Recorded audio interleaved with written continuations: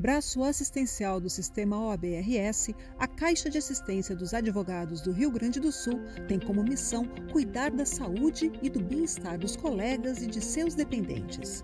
A entidade oferece uma série de auxílios financeiros, estrutura e espaços para o exercício profissional, atendimento em saúde, além de centenas de descontos e vantagens em produtos e serviços conveniados. Estimulamos ainda a prática esportiva e a confraternização entre a classe por meio de eventos e ações pensadas exclusivamente para a advocacia. Saiba tudo o que a Caixa tem para te oferecer em www.caars.org.br. Estamos vivendo cada vez mais. Mais do que nunca, precisamos pensar na nossa longevidade financeira. Seja para cuidar da nossa vida, realizar nossos sonhos, garantir os projetos da nossa família ou pensar na sucessão patrimonial. Sabemos o quanto é importante ter a certeza de que as pessoas que nós mais amamos estão seguras. Por isso, há 185 anos, protegemos o bem mais precioso: vidas. Planeje-se hoje para ter um futuro tranquilo amanhã. Conte com a gente.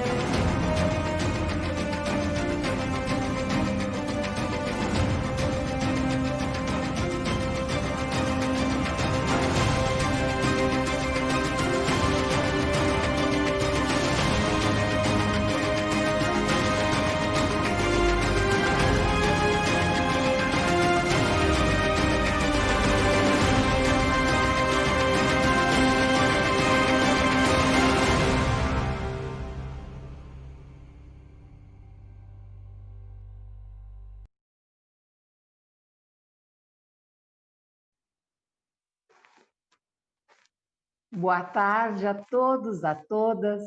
Agradeço a presença no nosso painel, a pandemia e os precedentes judiciais.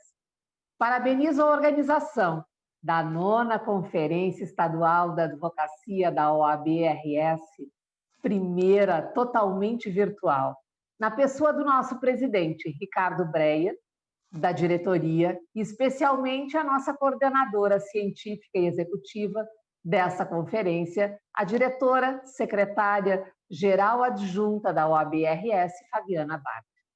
Peço licença também para saudar a conselheira federal pelo Rio Grande do Sul, Cléa Carpe da Rocha, detentora da medalha Rui Barbosa, primeira e única mulher recebendo esta medalha, esta honraria. Ela que nos inspira como um exemplo pessoal e profissional na busca da igualdade de direitos e oportunidades. Eu sou Beatriz Perufo, conselheira federal da OAB pelo Rio Grande do Sul, e estou presidindo, então, o nosso painel. Informo que a duração será de 1h30. E também quero aqui apresentar como relatora a nossa conselheira seccional e também presidente da Comissão de Direito Ambiental da OAB-RS, Marília Longo, que está aqui conosco participando. Como debatedores, teremos a presença do Dr. Rafael Canterge e da doutora Fernanda Osório, que apresentarei no momento das falas. E com grande satisfação, apresento então nosso palestrante, Dr. Daniel Francisco Mitidiero, pós-doutor em Direito pela Faculdade de Direito da Universidade de Pávia, doutor em Direito pela Universidade Federal do Rio Grande do Sul, professor associado de Direito Processual Civil nos cursos de graduação, mestrado e doutorado da Faculdade de Direito da Universidade do Rio Grande do Sul. Com a palavra, doutor Francisco Mitidiero.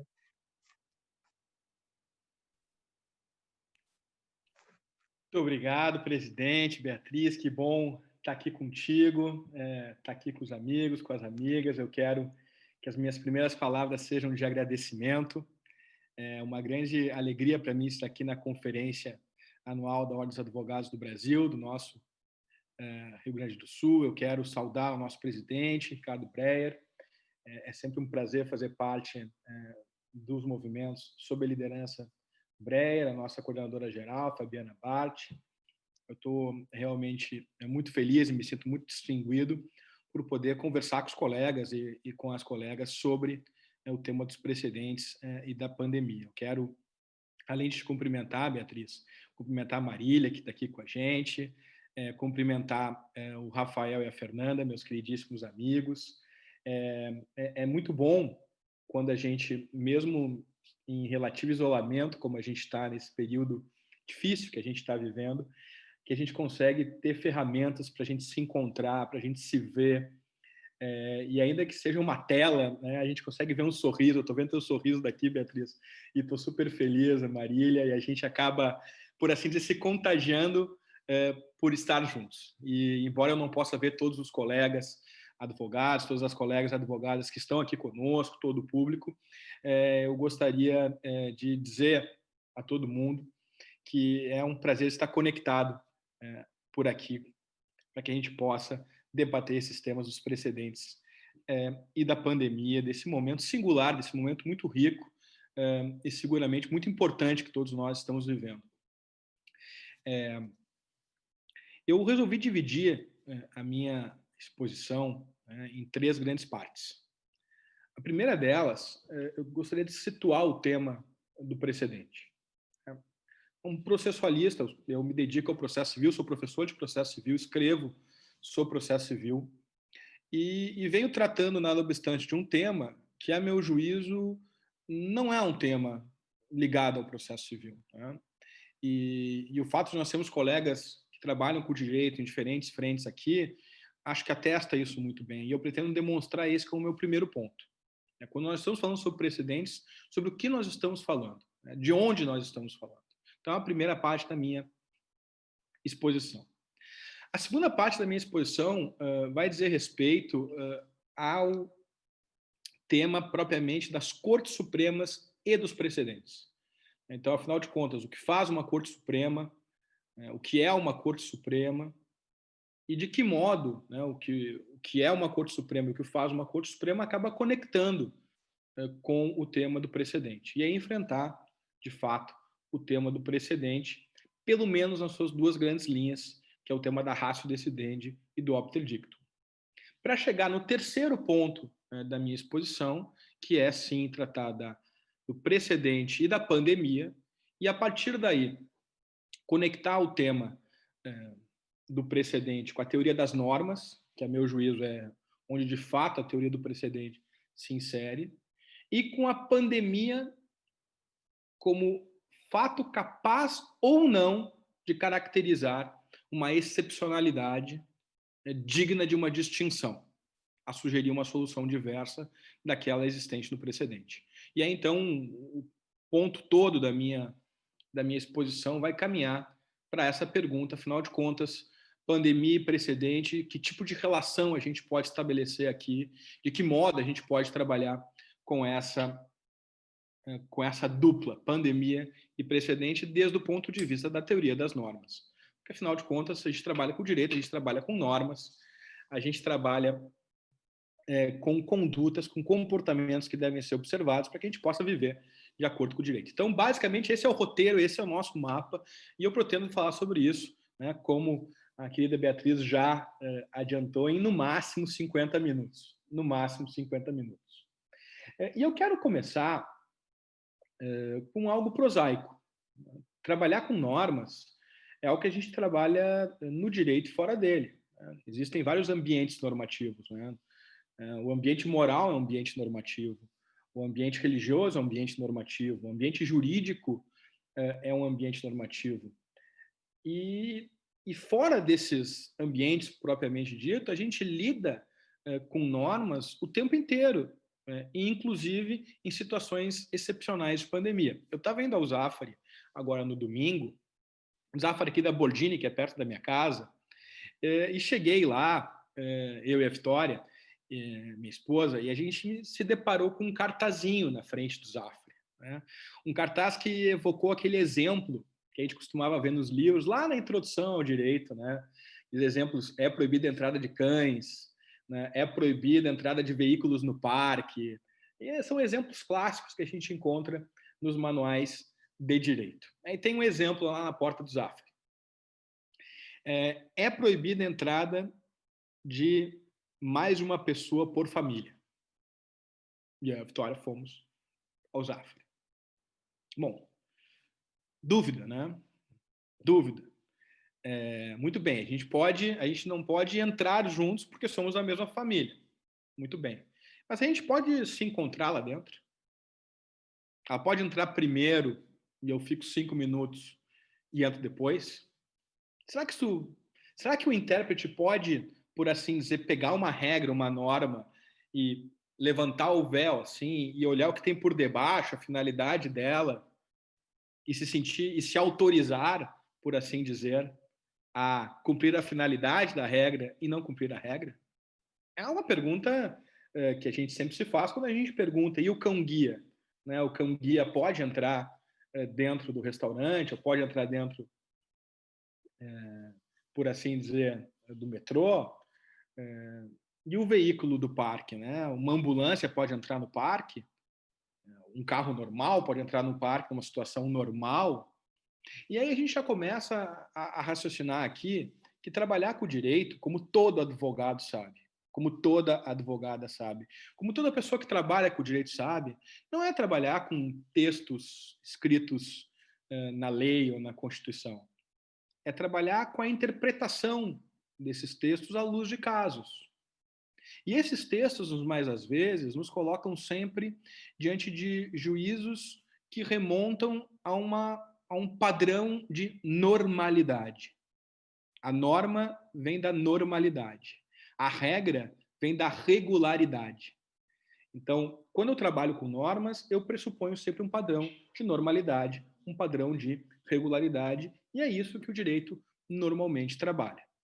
Esse padrão de normalidade, esse padrão de regularidade, por vezes é problematizado pelos fatos. Os fatos acabam, por assim dizer, tornando mais difícil a compreensão do direito, a solução dada pelo direito.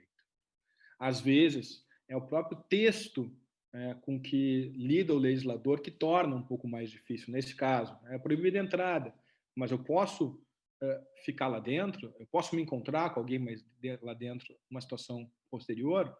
São situações que, por assim dizer, nos colocam diante de uma frase de um antigo advogado e depois juiz da Suprema Corte Americana, o Justice Holmes. Ele é mais conhecido como um juiz do que como um advogado, mas na origem ele era advogado, que em 1881 já dizia que a vida do direito tem sido a experiência.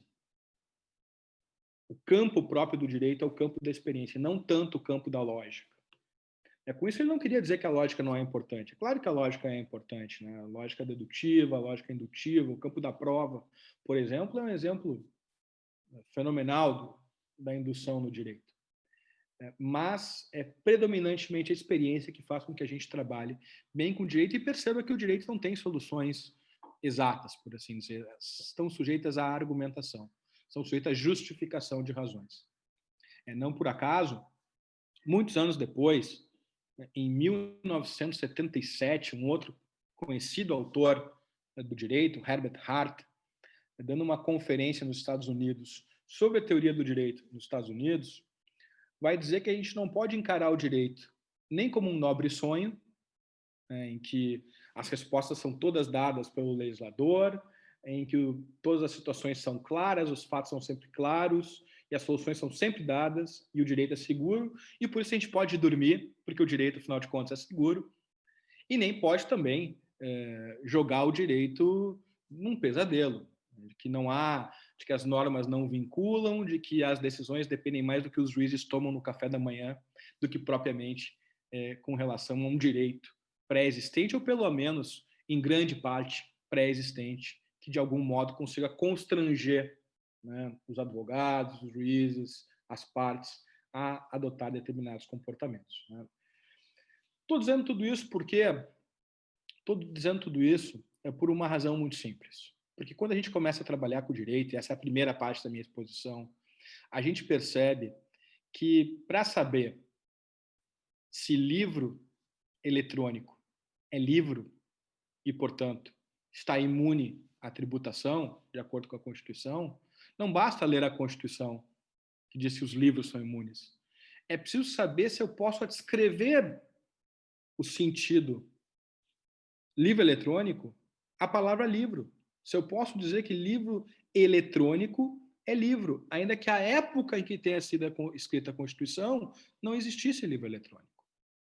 Em outras palavras, o que eu quero dizer com isso é que, em grande medida, a norma não é propriamente o objeto da interpretação.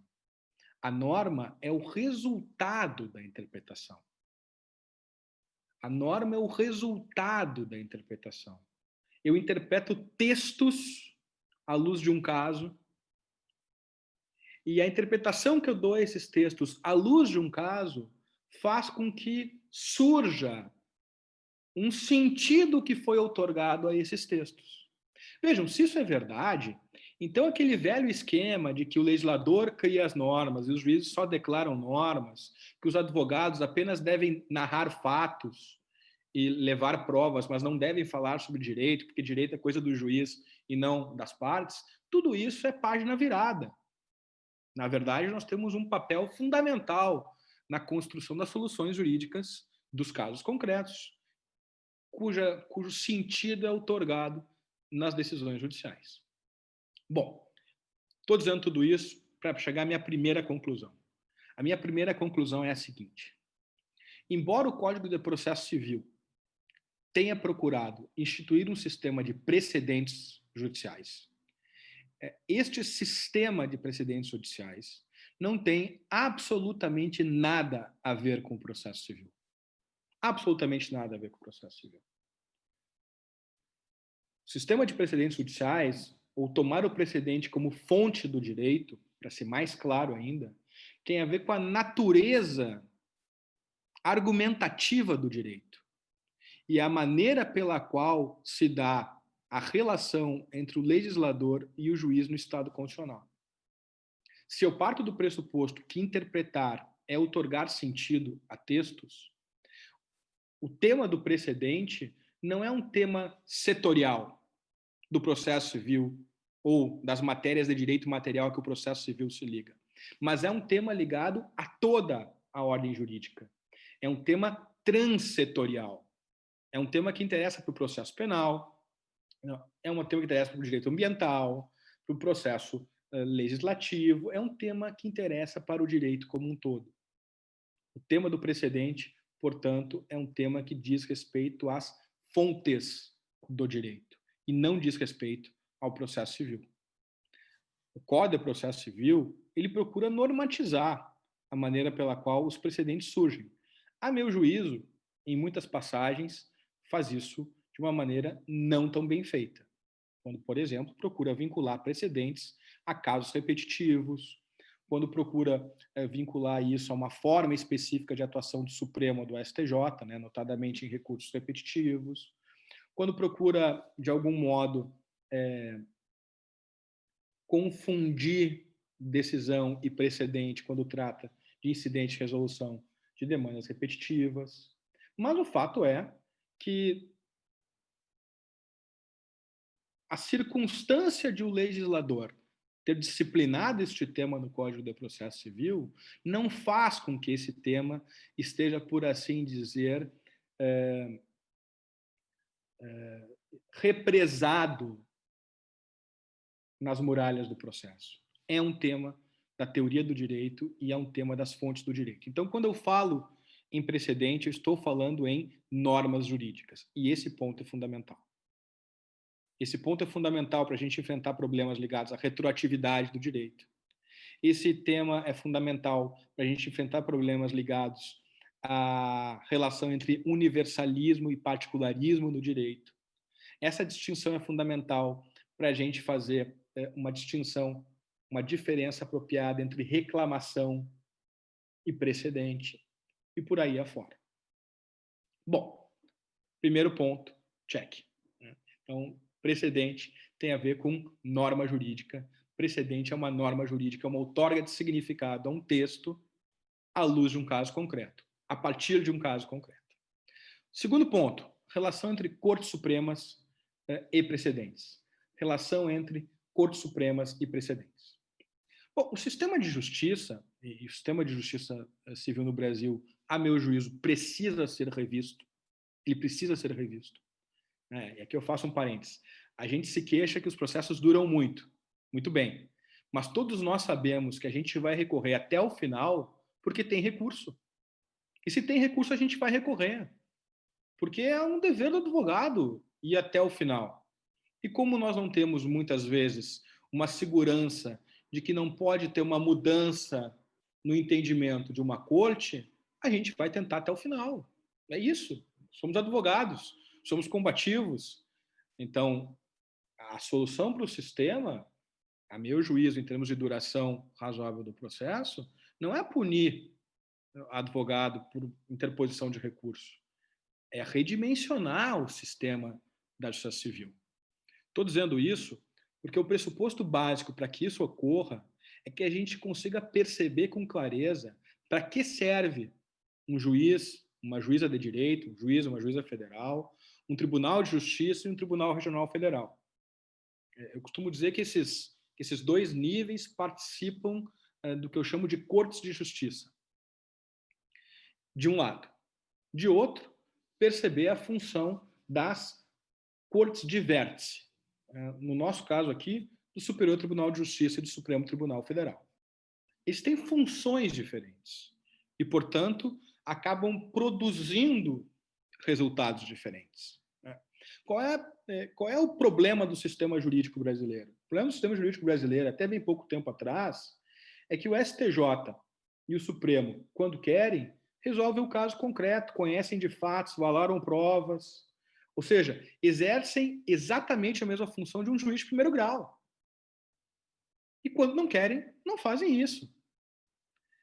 De outro lado, se o sistema acaba sendo orientado por essa ampla cadeia de controle, eu tenho uma repetição de atividade que é absolutamente injustificada do ponto de vista do sistema. Pode funcionar para o caso concreto do fulano, do ciclano, que tem condições de chegar no STJ ou no Supremo, mas não funciona para a maioria da população brasileira. Então é preciso rever isso em termos de eficiência. E é preciso rever isso fundamentalmente pela seguinte razão. As Cortes de Justiça visam a resolver o caso concreto como justiça. E aí eu lembro do artigo 6º do Código de Processo Civil, né? Que a finalidade do processo é decidir com justiça, é produzir uma decisão de mérito, justa e efetiva para o litígio. O que significa isso? Significa tomar a sério os fatos alegados, tomar a sério as provas produzidas, debater amplamente o direito alegado pelas partes, examinar o caso concreto em todas as suas dimensões, com um amplo debate com as partes. É isso que significa. Significa tomar a Constituição, tomar a lei, tomar a prova como meios para a solução do caso concreto. É a interpretação da lei como meio para se chegar ao fim, solução do caso concreto. É isso que essas cortes têm que fazer, e tem que fazer isso bem feito. As Cortes Supremas fazem uma coisa diferente. As Cortes Supremas, elas não devem tomar o caso concreto como a meta, como fim. As Cortes Supremas, elas utilizam o caso concreto como um pretexto para outorgar significado ao direito. Por que uma Corte Suprema vai examinar 100 mil vezes o mesmo problema? Não tem o menor sentido. Ela pode examinar 2, 3 vezes, uma única vez o problema, sob todos os seus aspectos, e a partir daí, a partir desse caso, dar uma orientação, dizer qual é o significado do direito, E se isso é verdade, então ela utiliza o caso concreto como meio para chegar ao fim interpretar o direito, dar unidade ao direito. É isso que ela faz. Vejam que todos esses atores, eles trabalham com o caso concreto e trabalham com a interpretação, mas com direções diferentes. E onde é que está a autorização para isso, Daniel? A autorização para isso está na Constituição. É a Constituição que diz que o Supremo Tribunal Federal é a guarda da Constituição. É a Constituição que diz que o Superior Tribunal de Justiça encarna a interpretação da lei federal. Às vezes a gente escuta o seguinte argumento: mas eu não cumpro o precedente do Supremo, principalmente, pegar um exemplo clássico, tá? O ministro Marco Aurélio, um ministro que eu prezo muito, respeito muito, e estou falando com toda admiração, e estou falando como um acadêmico, fundamentalmente como um acadêmico, como um advogado, e com uma crítica, portanto, respeitosa.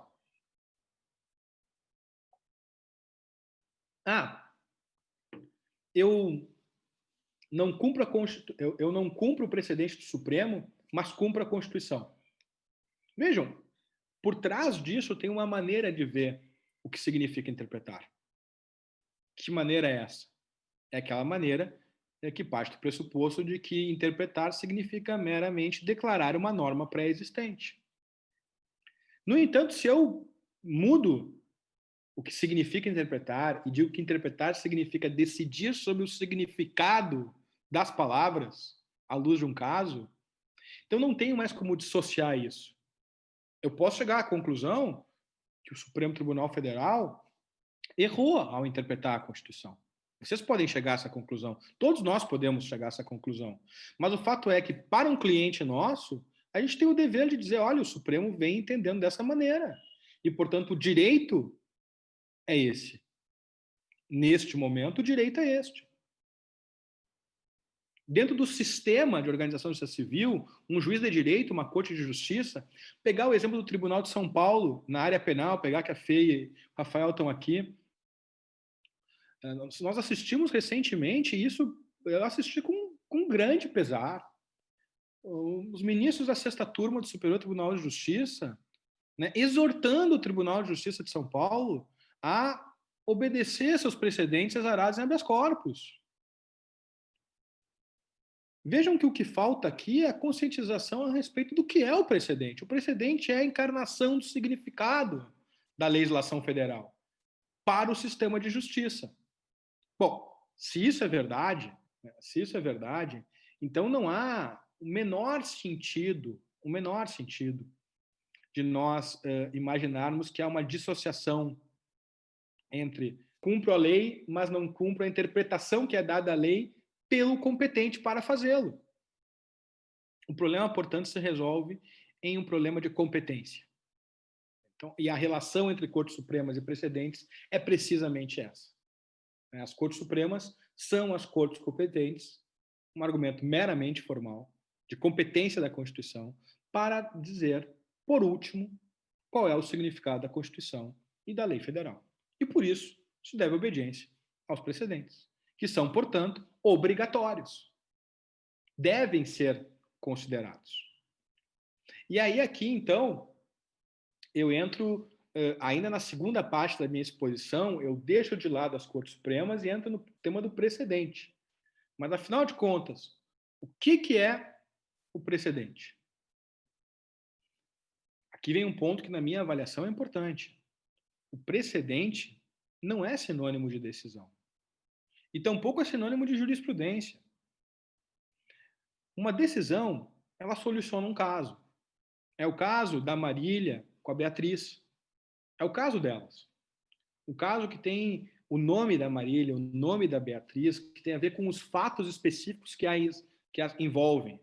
É isso, essa é a decisão do caso. Tem um dispositivo lá, que tem um comando que diz como elas devem se comportar naquele caso.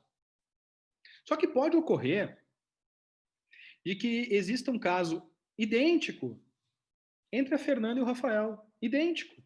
Idêntico não no que tange aos mesmos fatos, nos horários, nos dias, e tampouco a Fernanda e o Rafael são idênticos a Marília e Beatriz, mas naquilo que é essencial. são idênticos. Como é que eu vou chegar a como é que eu posso tratá-los com idêntica consideração e respeito, e, portanto, primando pela igualdade? De uma maneira muito simples.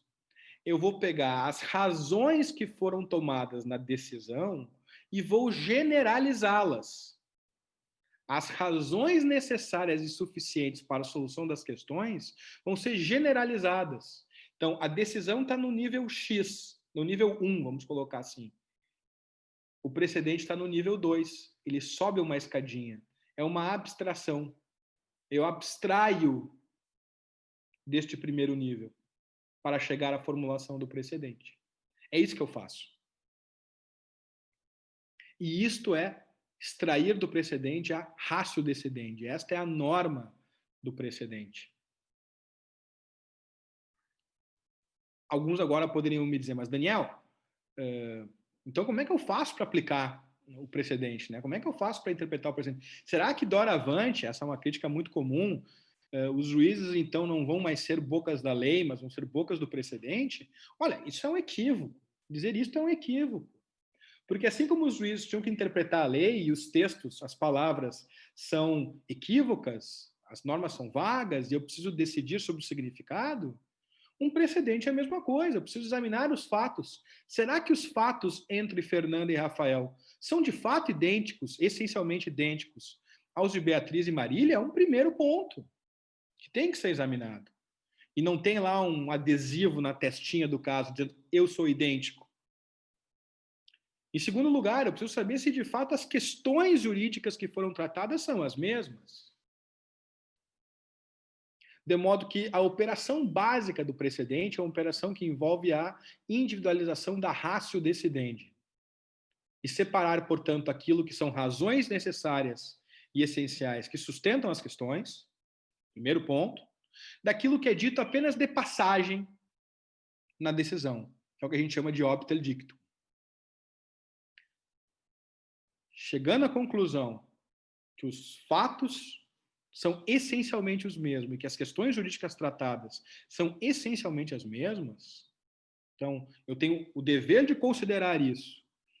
E se eu chegar à conclusão que são os mesmos, eu não estou, por assim dizer, habilitado a negar a aplicação do precedente. Eu tenho o dever de aplicar o precedente, quer queira, quer não queira.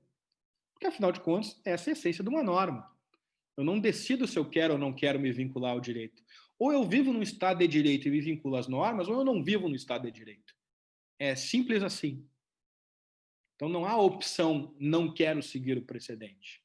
Uma vez que eu chego à conclusão que os fatos essenciais são idênticos e que as questões jurídicas são idênticas ou muito semelhantes, eu tenho que aplicar o precedente. Ponto. Quando é que eu posso não aplicar o precedente? Eu posso não aplicar o precedente em duas situações. Eu posso não aplicar o precedente em duas situações. Duas ferramentas que o Código de Processo Civil traz. Tá? Elas estão mencionadas lá no artigo 927, parágrafo 1º, e 927, parágrafos 3º e 4º. Também estão mencionadas no 489, parágrafo 1º, incisos 5 e 6. Tá? Conjunto de dispositivos aí que vai nos ajudar a trabalhar com essa temática. Depois que eu identifiquei o que é um precedente, mediante essa generalização, deixei de lado o que é obter dictum, então eu tenho duas ferramentas básicas para trabalhar com o precedente. Que ferramentas são essas? As chamadas distinções e a chamada superação do precedente. São as duas ferramentas básicas para trabalhar com o precedente. Quando é que eu distingo um caso do outro? Então, eu, advogado, arguio o precedente. Olha, o caso Marília Beatriz é um caso essencialmente idêntico ao caso Fernanda e Rafael. Como é que eu vou fazer isso, eu, advogado? Eu vou fazer isso não simplesmente citando uma ementa. Eu vou mostrar lá, olha, os fatos entre Beatriz e Marília são esses. E esses mesmos fatos se reproduziram no caso Fernanda e Rafael. Então, eu vou escrever 2 parágrafozinhos mostrando que os fatos são idênticos ou são semelhantes. Olha, a questão que surgiu em Beatriz e Marília é a mesma questão que surgiu em Fernanda e Rafael. E por isso a solução tem que ser a mesma. é bastante simples, mas não é meramente uma colagem de emendas. Colar emendas não é a mesma coisa que arguir um precedente. Então, vamos supor que eu tenho interesse em aplicar a solução lá de Beatriz Marília em Fernando e Rafael. Muito bem. Vou lá e vou mostrar que os fatos são os mesmos, na minha argumentação, que as questões são as mesmas. Primeira coisa que o juiz tem que fazer, ele tem o dever de considerar isso. Ele não pode fechar os olhos para o precedente. Artigo 489, parágrafo 1º, inciso 4. Não pode fechar os olhos para o precedente. Tem que considerar. Artigo 927, caput.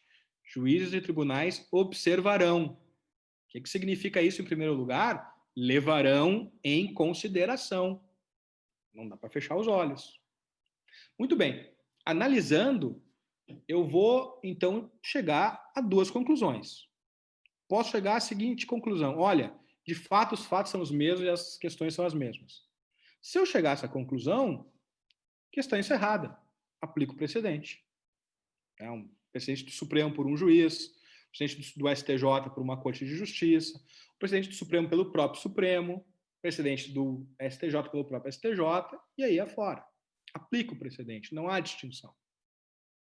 Agora, se eu chegar à conclusão que os fatos são diferentes, aí sim.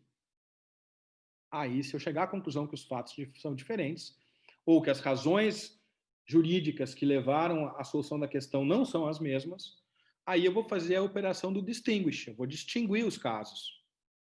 E distinguindo os casos, eu não vou estar violando o precedente. Eu vou estar simplesmente reconhecendo que o precedente não se aplica.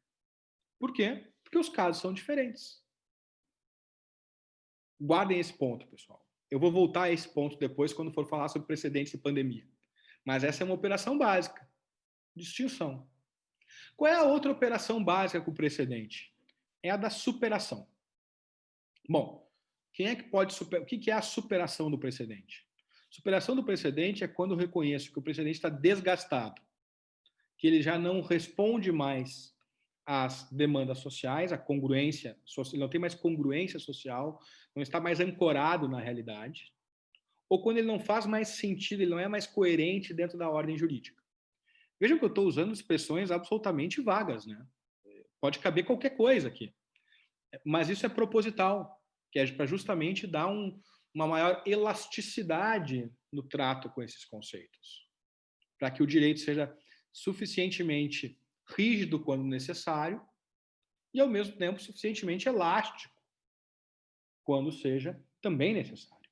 Então, eu tenho essa ideia de desgaste como regra de ouro para a superação do precedente, como uma espécie de Wonderwall, por assim dizer, né? Para lembrar aqui do Oasis. Assim, eu vou lá, toco e estou salvo e consigo superar o nível.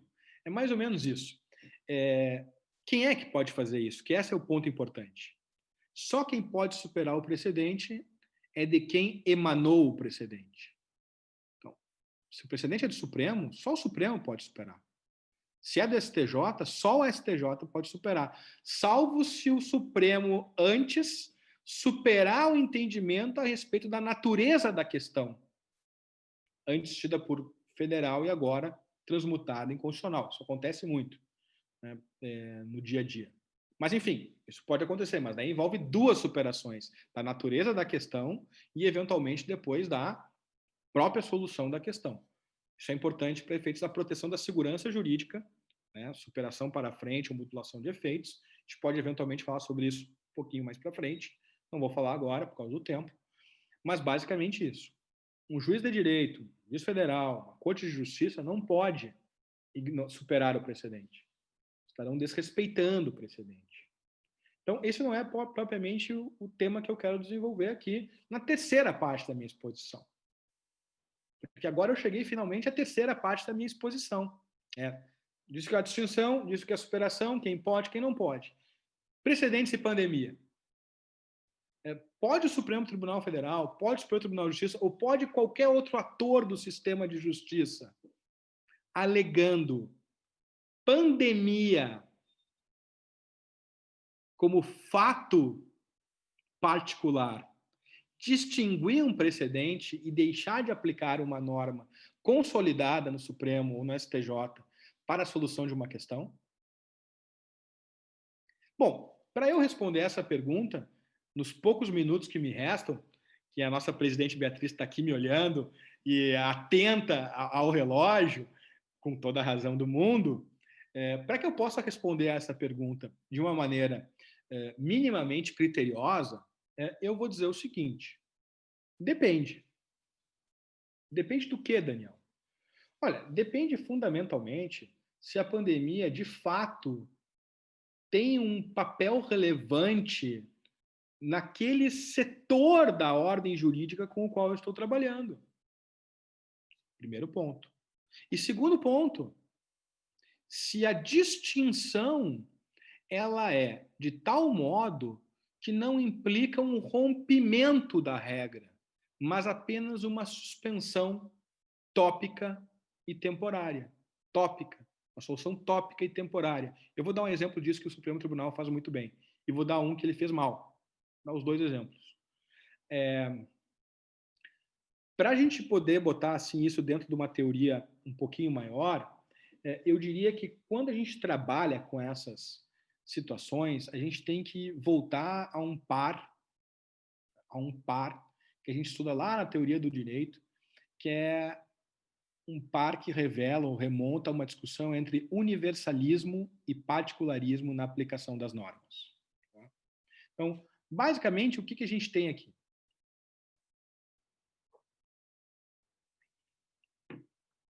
O universalismo diz o seguinte: as normas devem ser aplicadas porque elas são normas.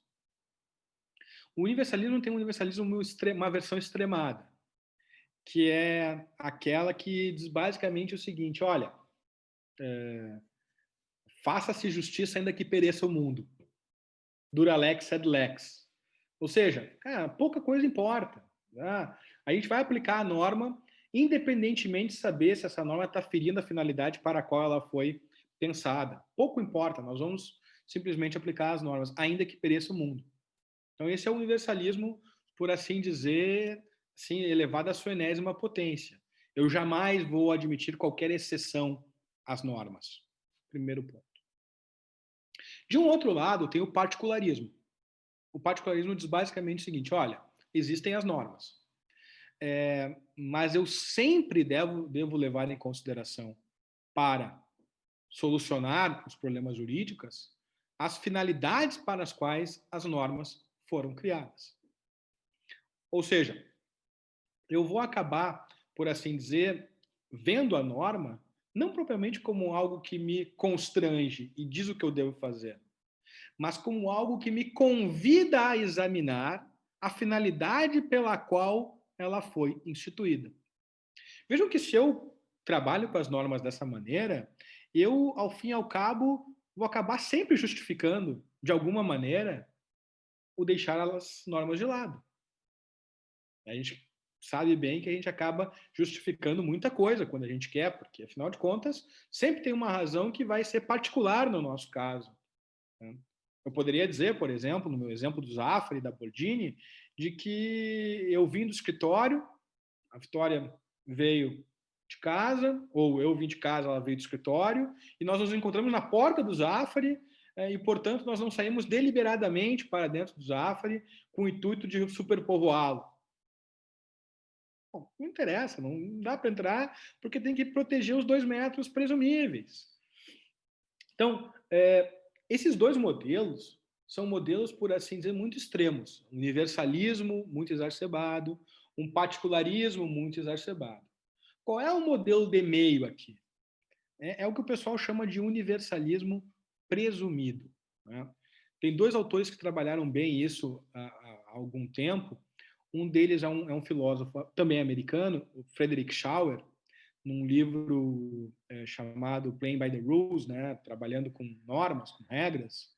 E, recentemente, ano passado, o Humberto, que vai falar também na conferência aqui, o professor Humberto Ávila, também tratou desse tema num livrinho chamado Constituição, Liberdade e Interpretação. Livrinho é carinhoso, tá? Eu gosto, eu também escrevo livrinhos. Livro curto, é aquele que tu consegue ler no final de semana, porque ninguém mais consegue, por assim dizer, ler por...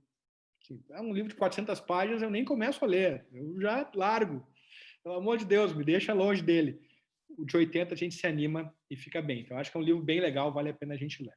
E o que basicamente esses dois autores vão defender no que tange ao particularismo presumido?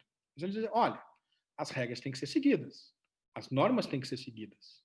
E isso é para valer. Para eu deixar de seguir uma norma, eu preciso realmente ter uma razão excepcionalíssima e o deixar de aplicar esta regra não pode causar, por assim dizer, um buraco no sistema. Não pode ser algo que se torne uma rotina, tem que ser algo absolutamente excepcional. Vou dar um exemplo, para que fique bem concreto o que eu estou dizendo. O Supremo Tribunal Federal, inclusive nessa matéria que a gente está tratando, o Supremo Tribunal Federal tem reiterados precedentes no sentido de que o precedente não pode ser protegido por via da reclamação. A reclamação cabe para tutela da eficácia da decisão do caso, no sentido do caso entre a Beatriz e a Marília, da Fernanda e do Rafael, do caso concreto, ou para tutela do precedente estampado em súmula vinculante. São só essas duas hipóteses. O Supremo, no entanto,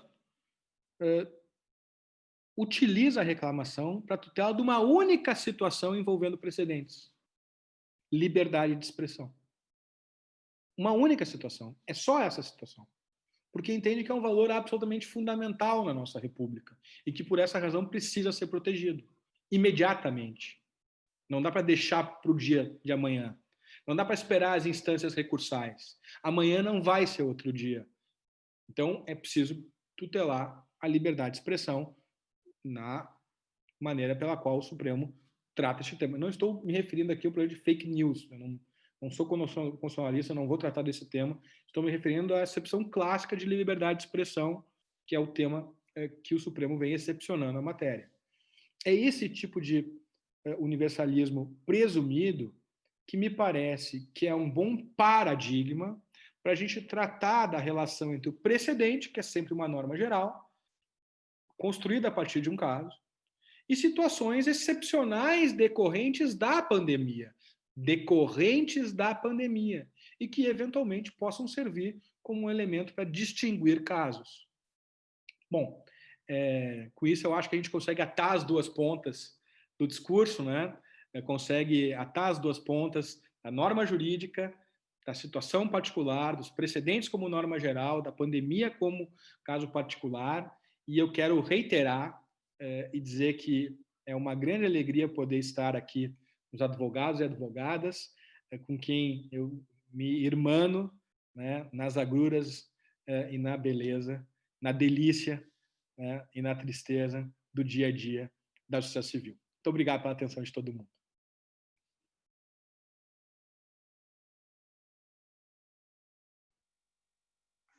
Parabéns, doutor Daniel. Impossível não ficar prestando muita atenção, porque seus exemplos práticos são fantásticos. Amei. Parabéns, doutor Daniel. De imediato, quero convidar o debatedor, doutor Rafael Baraldi Canterge, conselheiro federal da OAB pelo Rio Grande do Sul, para suas considerações. Por favor, doutor Rafael. Caríssima Beatriz Perufo, colega de Conselho Federal, caríssima Marília Longo, grande parceira na gestão da Ordem, que muito contribuiu no período em que ocupei a Secretaria-Geral da Ordem. Prazer reencontrar a ambas, assim como um prazer partilhar este momento com a Fernanda Osório, colega da PUC, e que muito bem desempenha as atividades na Escola Superior de Advocacia, que também é protagonista neste evento de muita magnitude. Uma referência muito especial ao Daniel Mitigiero, cuja didática, clareza não surpreendem, mas confesso que impressionam a cada nova oportunidade. É importante que se diga, para orgulho nosso, do Estado do Rio Grande do Sul, que o Daniel não é apenas uma referência aqui no nosso Estado, mas é uma referência no país em tantos temas relacionados ao processo civil.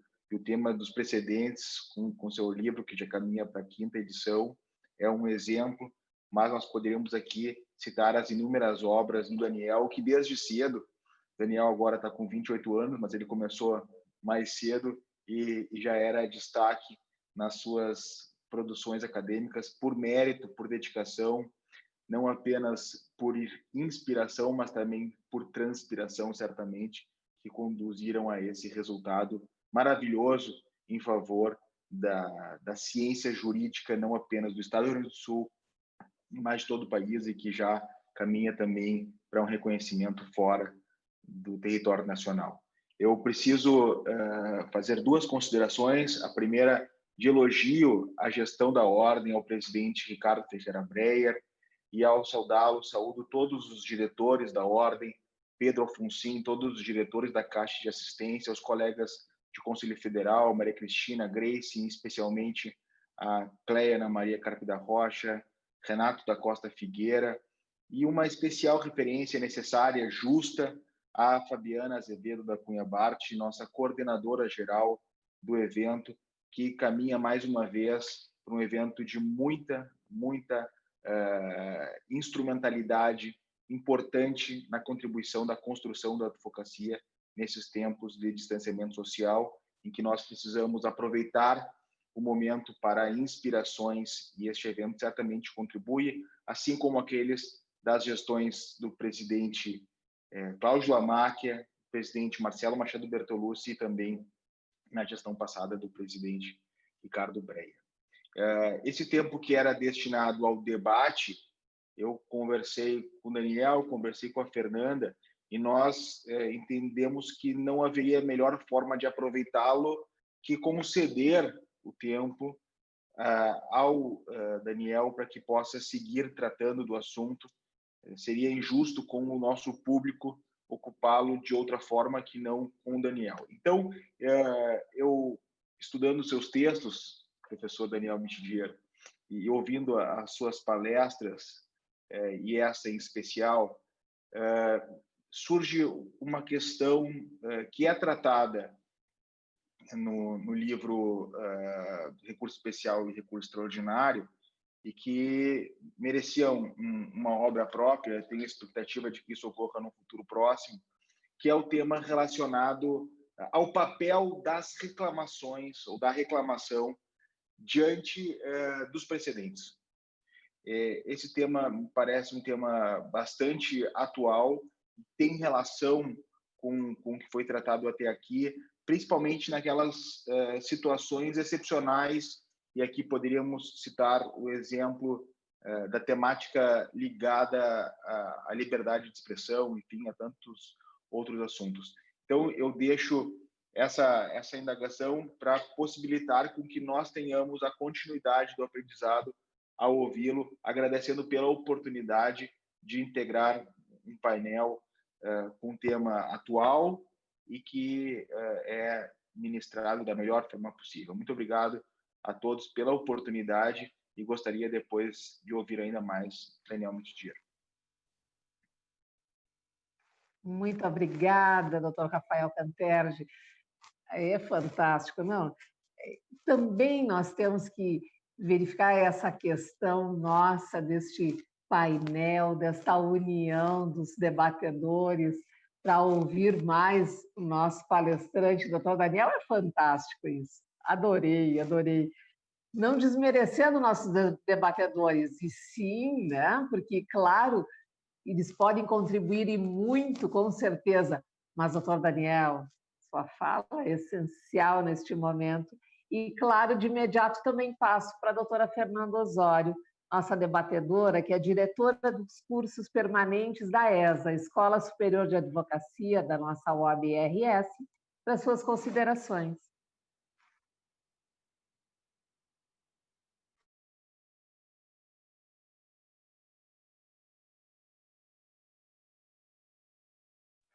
O seu microfone, Fernando. Pronto, desculpem.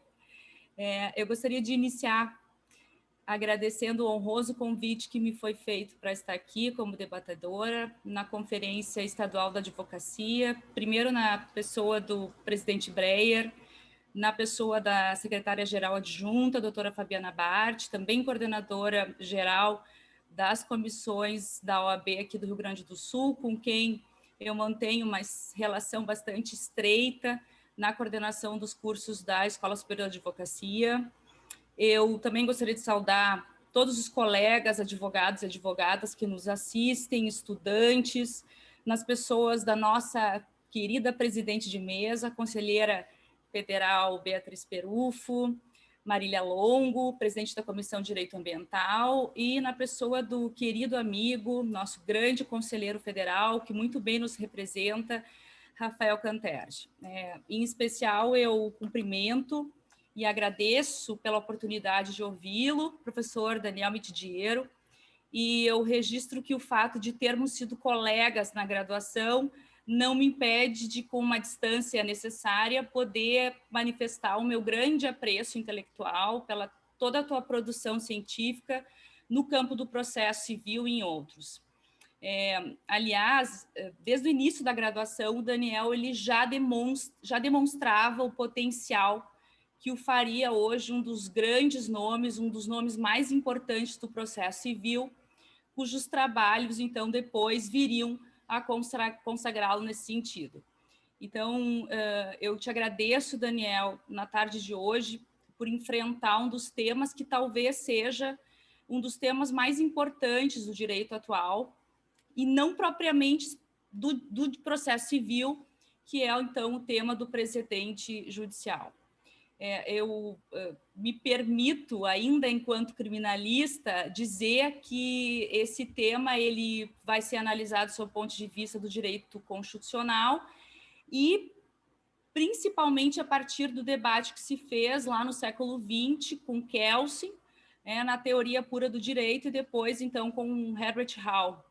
Mas a minha provocação, Daniel, desde já, me localizando como criminalista, quando tu falas, então, que os textos jurídicos são indeterminados, e que a norma, então, é o sentido da interpretação, porque o precedente, ele não precisaria de uma interpretação também, porque então, desde já me localizo como criminalista, mas é uma questão que também me traz uma certa angústia.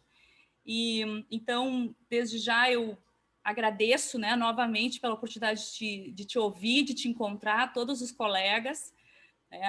Enfim, vamos ouvir, então, o nosso querido palestrante da tarde de hoje. Perfeito. Convido, então, nosso palestrante, doutor Daniel Francisco Mitidiero, para as considerações finais, lembrando que o nosso painel vai até 18h45. Então, este tempo é seu, por favor. Muito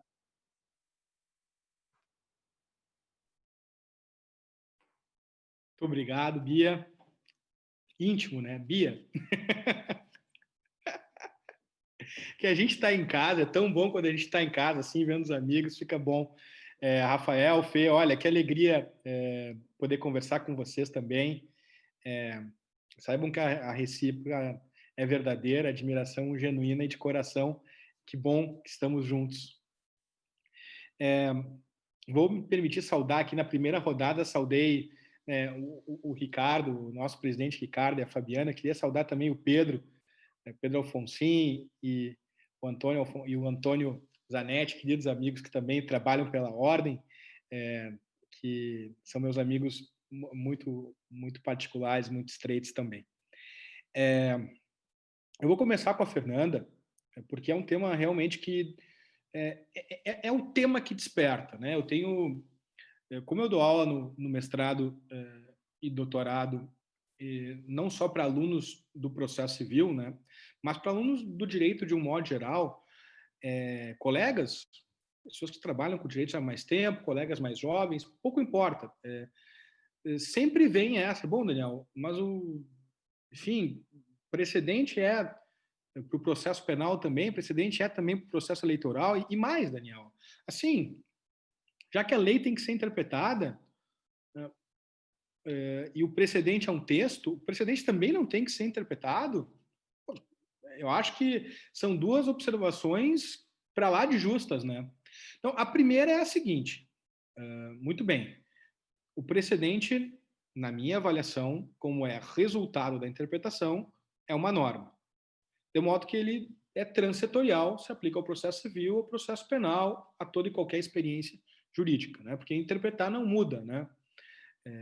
Mesmo a interpretação constitucional, a definição de interpretar, que é outorga de sentido ao texto, ao elemento não textual da lei jurídica, é a mesma. O que muda é o objeto. Na Constituição eu tenho outros elementos a serem considerados. Um primeiro ponto, né? Então, mesmo do ponto de vista da Constituição, eu não vejo como alterar essa ideia do que é interpretar e de como é, por assim dizer, correto ver a norma como o resultado, né, de uma adscrição reconstrutiva de sentido aos textos. Então, o primeiro ponto é esse. Agora, a segunda pergunta, na minha avaliação, é aquela que de fato precisa ser dita com todas as letras, né? O precedente resolve o problema da equivocidade da vagueza? Não. Em parte. No todo. Não resolve. Não dá para achar que o precedente é pomada minâncora, né? Que serve para tudo. Agora eu tenho precedente, então acabou a insegurança no direito. Não.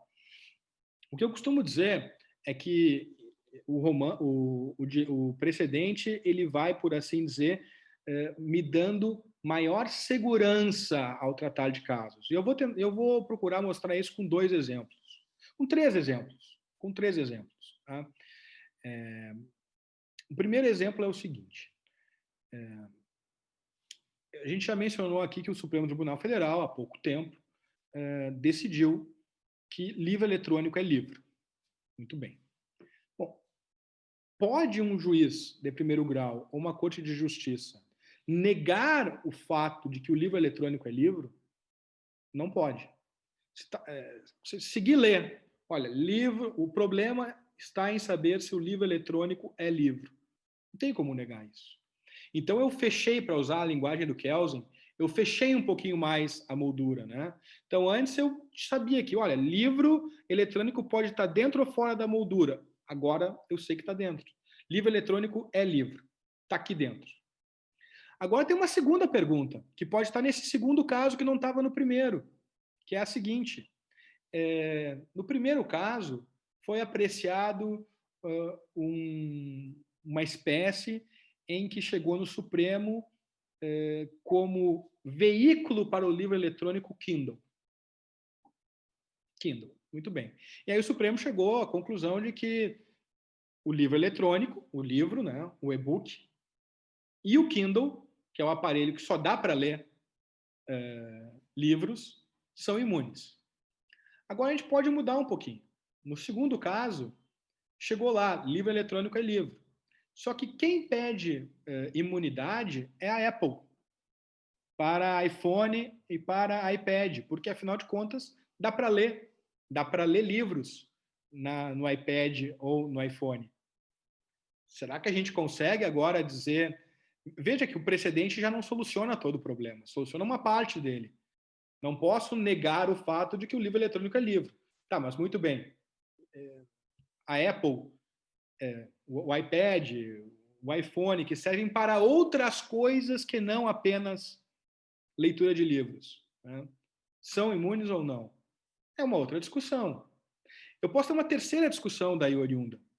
E quando o Kindle, ele não é, na verdade, o aparelho físico Kindle, mas é o app, ou o programa Kindle, que eu instalo em outro lugar. Esse programa, ele é sujeito à tributação ou não é? Vejam que eu tô mudando intencionalmente, estou acrescentando fatos, mas eu não posso sair do primeiro significado. O livro eletrônico é livro. E tudo demanda interpretação. Então eu não posso sair desse primeiro. significado. E, nesse sentido, o fato de o precedente demandar interpretação não significa que todos os problemas estão resolvidos, mas significa que algumas opções interpretativas já não estão mais disponíveis. Saiu do cardápio dizer que livro eletrônico não é livro. Esse é o ponto central. Vamos pegar um outro exemplo. Ligado a uma prática do direito do processo penal, que não é praticamente só do processo penal, mas que está ligado ao processo penal. E desde logo, Fê, se tu quiser dizer alguma coisa aí, pode botar o teu telefone aí, o teu microfone aí para falar, viu? Se eu sei, Beatriz, se a Fernanda está autorizada, mas desculpa ter autorizado, mas por mim está autorizado. Quero dizer que eu não me incomodo, tá? Já me sinto autorizada. Não, já criou precedente. Bom, aí vou dar o segundo exemplo, tá? Todos nós conhecemos o significado da palavra casa. A casa é o lugar que a gente mora. Enfim, e a Constituição diz que a casa é o asilo inviolável do sujeito, né? Ninguém podendo penetrar. Muito bem. O Supremo Tribunal Federal disse que eu posso estender a expressão de casa, posso incluir no termo casa o consultório do médico, o consultório do dentista. É o local em que eu trabalho. O Supremo Tribunal Federal também disse que entra no termo casa, e aqui a gente já começa também numa Constituição, o quarto de hotel habitado. O quarto de hotel habitado é casa, para efeitos constitucionais e de inviolabilidade domiciliar. Pode, num outro caso, ser negada a condição de casa ao quarto de hotel ocupado? Não pode. Não pode. Então, o que eu quero dizer é que o precedente ele vai atuando, por assim dizer, como um romance em cadeia. Uma expressão do Dworkin, uma expressão conhecida, está lá no Império do Direito, no livro de 86, que vai dizendo o seguinte: algumas portas vão se fechando, outras se abrem, porque outros problemas se colocam, mas algumas portas vão ficando pelo caminho e não podem mais, por assim dizer, serem revisitadas até que se altere o precedente, porque pode haver a superação do precedente.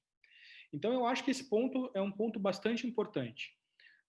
É preciso levar o precedente, a meu juízo, a sério, reconhecer o caráter transetorial do precedente como uma norma, mas saber que ele é apenas mais um instrumento para que a gente consiga promover um estado de segurança jurídica, capaz de levar à autodeterminação, ao respeito às nossas escolhas juridicamente orientadas e, portanto, capaz de levar à promoção do princípio da liberdade e capaz de levar à promoção do princípio da igualdade de todos perante o direito. Isso eu acho fundamental. Agora, por si só, o precedente não vai resolver. Por quê? Porque os casos são diferentes, os casos eles acabam colocando novos desafios e uma porta se fecha e outra se abre, porque é normal dos casos que a gente vá assim. Bom, então, eu não sei, Fê, mas assim, eram essas as duas questões que eu queria colocar, porque eu acho que é realmente importante isso. Na minha avaliação, o direito penal, porque trata da liberdade, tem muito a ganhar com o reconhecimento dessa cultura do precedente. Eu acho que esse debate que ocorreu no STJ, na sexta turma, com o TJ de São Paulo, ele é muito elucidativo a esse respeito, muito elucidativo. Só me permite, Daniel, só fazer mais uma observação, assim, a minha indagação mesmo reside justamente na questão dessa força, né? Eu não sei se a expressão é vinculativa ou obrigatória, né, do precedente, porque, na verdade, eu fico um pouco...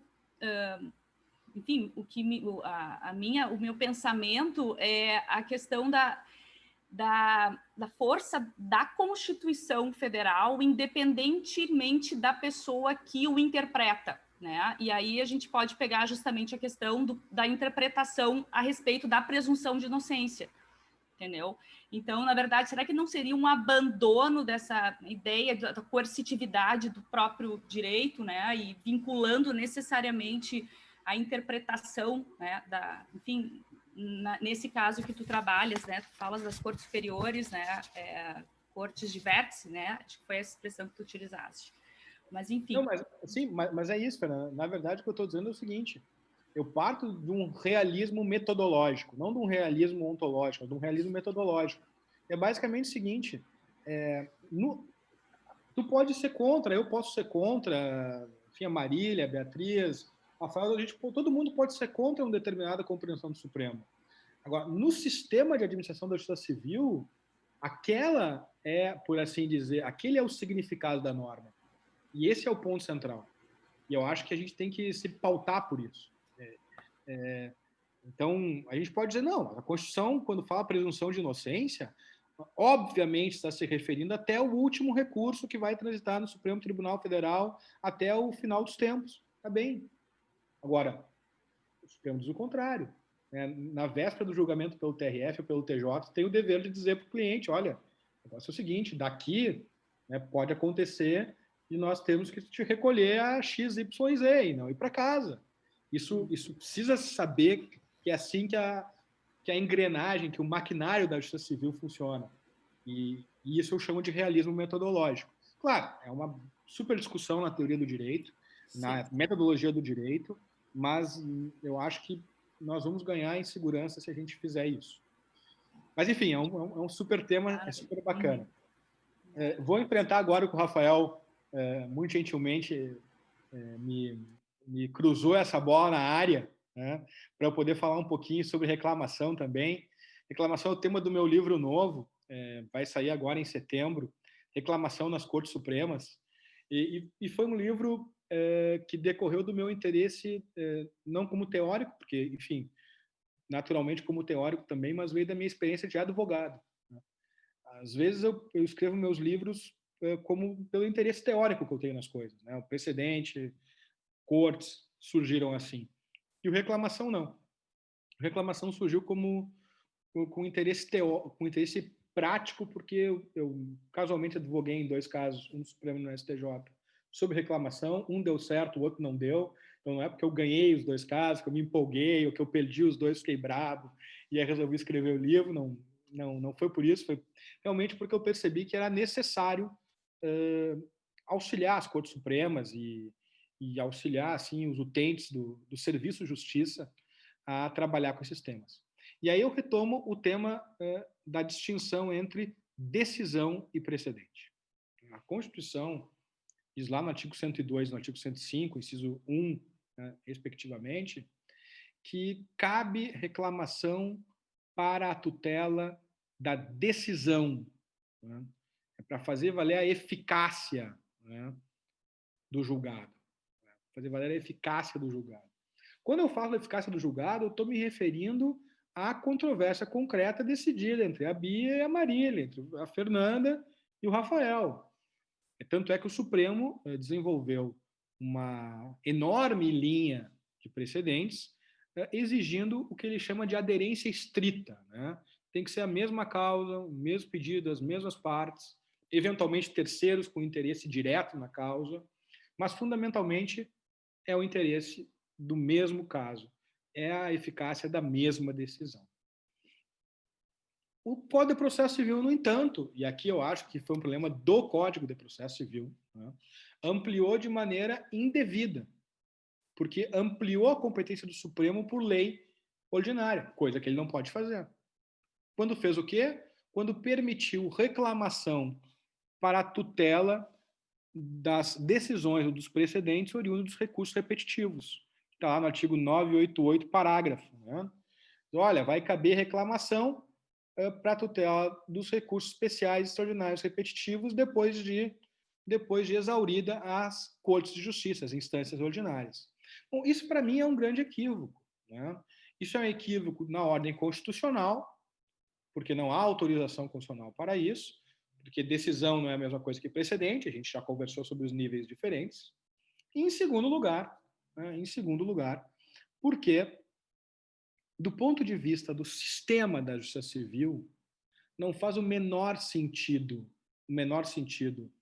a gente assumir como premissa que as Cortes Supremas precisam trabalhar menos para trabalharem melhor.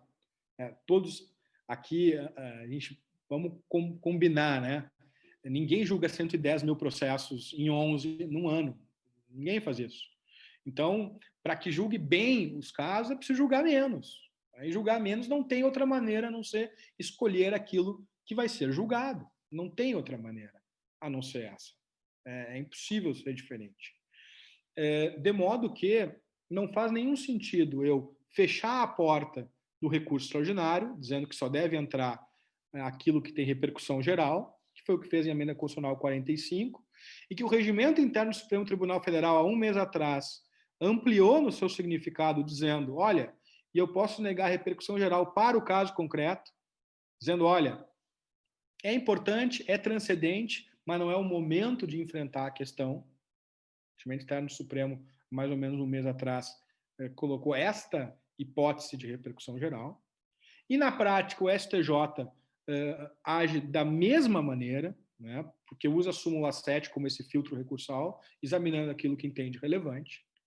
E, de outro lado, escancarar as portas do tribunal para reclamação.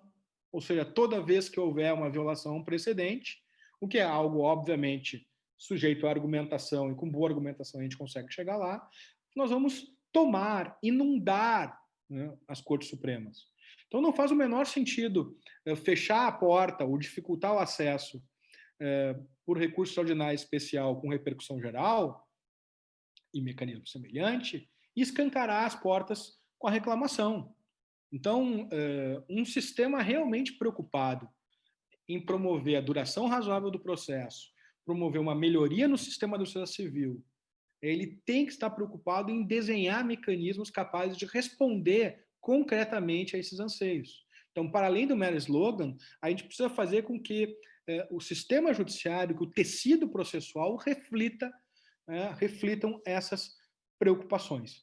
Então, acho que é muito oportuno, Rafael, a gente pensar como advogados que usam o sistema, porque nós somos utentes do sistema, somos profissionais do direito, mas como pessoas essenciais à justiça civil.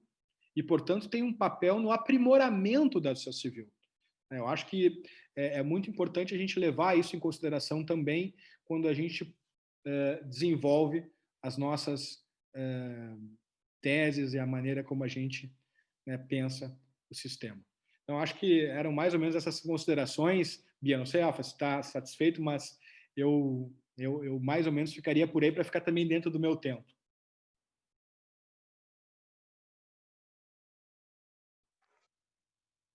Perfeito, perfeito. Como sempre, doutor Daniel Mitidiero, parabéns. Como sempre, excelente palestra, excelente explanação final. Terminou o nosso tempo, né? Está terminando. Fernanda, Rafael, querem complementar alguma coisa a mais? Claro. Bia, eu só gostaria de, enfim, rapidamente fazer um convite a toda a advocacia, por favor, que nos assistem, porque a partir de setembro nós vamos iniciar os cursos de aperfeiçoamento da Escola Superior de Advocacia totalmente online, né? Ainda com todo cuidado com a manutenção da qualidade dos nossos professores, dos nossos cursos. Então, nós já temos mais de 12 cursos totalmente organizados e nós vamos lançar agora no mês, no finalzinho agora do mês de agosto, toda a programação, convidando a advocacia, então, a participar dos nossos cursos. Em setembro, os 2 cursos que vão lançar o nosso calendário virtual é o curso de Direito de Família na Prática, sob a coordenação da Delma, da nossa querida Delma Ibias, que também conta com excelentes professores, por exemplo, Rolf Madaleno, Luiz Felipe Brasil Santos, e ainda depois, na sequência, o curso, então, Temas em Compliance, coordenado pelo professor advogado também Alexandre Vanderlich e pela Ana Paula Ávila, que vai contar, inclusive, com um dos professores, o nosso querido conselheiro federal, Rafael Cantergi, né, será um dos nossos professores, Miguel Reale Júnior também. Então, nós estamos com uma programação de cursos muito qualificada para a advocacia, e eu conto, então, com a participação, será maravilhoso contar com a participação de todos os colegas, né, no nosso calendário totalmente virtual. Muito obrigada, Bia. Imagina, Fernanda, perfeito, ótimo convite.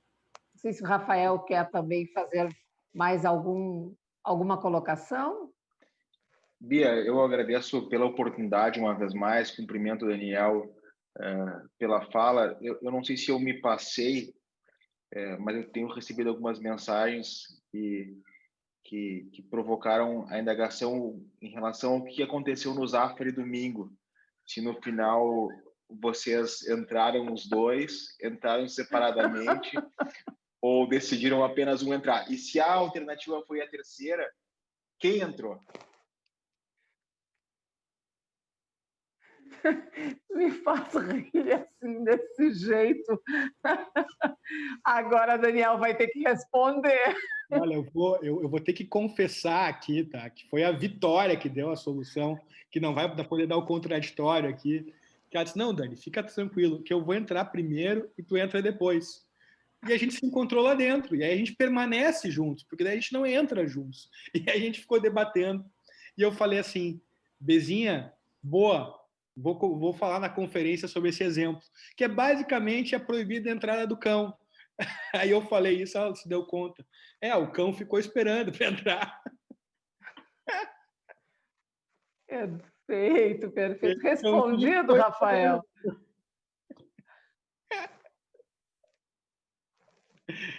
Ai, que ótimo, que ótimo.